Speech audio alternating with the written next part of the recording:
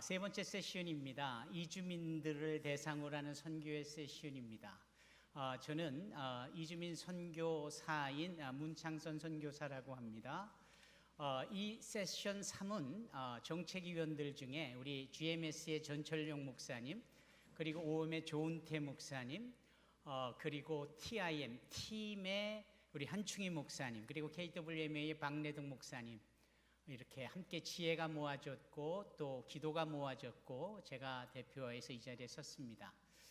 이주민 선교에 대한 부분을 22년 올해 한 30여 년으로 봅니다.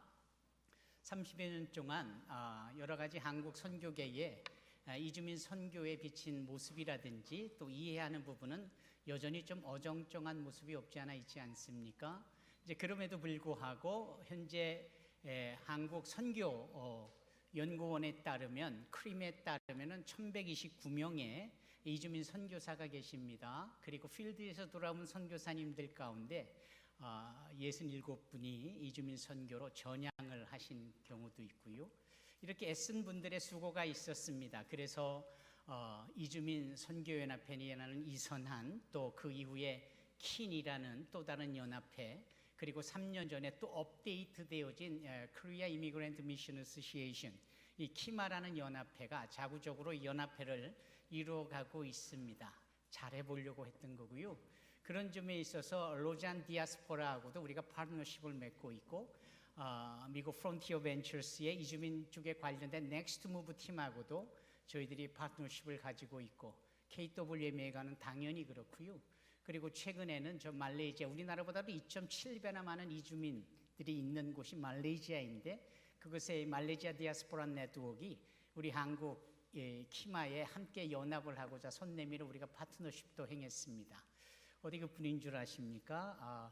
이주민들을 대변하고 또 이주민들의 정보를 공유하고 이주민 선교의 전략을 함께 구축하자는 측면에서 플랫폼인 디아스포라 신문도 발행이 되고 있는 것이 우리나라입니다. 아울러서 이주민 선교에 대하여서 지역교회가 어떻게 그 사역을 잘 감당할 수 있을까, 이 성도들을 동원하고 훈련시키는 이주민 선교 훈련학교 MMTS라고 이 한국 이주민 선교계에 존재하는데, 이것을 로잔 디아스포라 분과에서는 이게 국제적으로 사용할 수 있는 교육으로 채택까지 했습니다.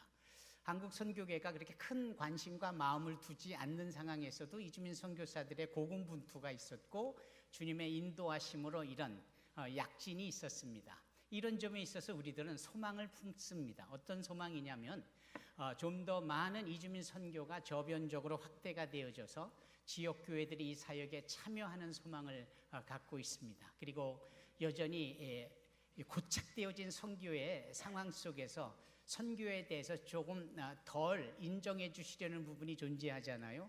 그래서 이주민 선교사들에 대한 신분의 인정과 그리고 구체적으로 선교부, 즉 교단 선교부와 지역교회에서의 인식 속에 이 이주민 선교사들에 대한 파송도 이루어지기를 소망합니다. 오늘 우리가 이주민 선교계에 관련된 모든 분들이 마음을 같이하여서 의지를 가지고 얘기하는 것이 있는데, 그것이 뭐냐면은 바로 이 일을 위하여서 한국 선교계가 지금까지 선포했고 또 방향을 설정해왔던 타겟 2030과 같은 프로그램에 이주민 선교계도 일조하기를 원한다.